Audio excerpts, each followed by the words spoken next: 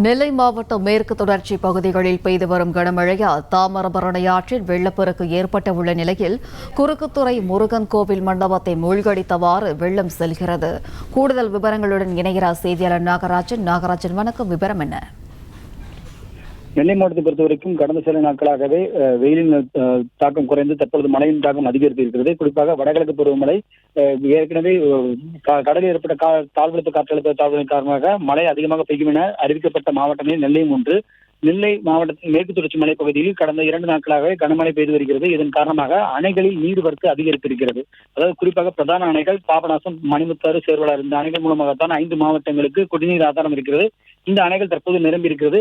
இதன் காரணமாக உபரிநீர் அதிகமாக வெளியேற்றப்பட்டு தாமிரபரணி ஆற்றில் வெள்ளப்பெருக்கு ஏற்பட்டுள்ளது.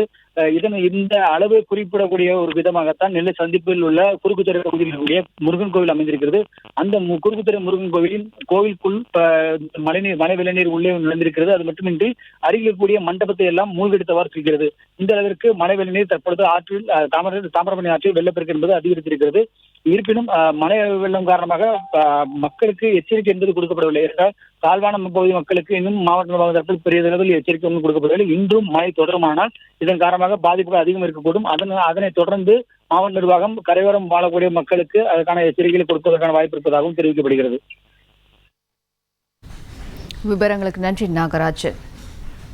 பிளே ஸ்டோர் மற்றும் ஆப் ஸ்டோரில் இருந்து பாலிமர் செயலியை QR கோடு மூலம் பதிவிறக்கம் செய்யுங்கள்.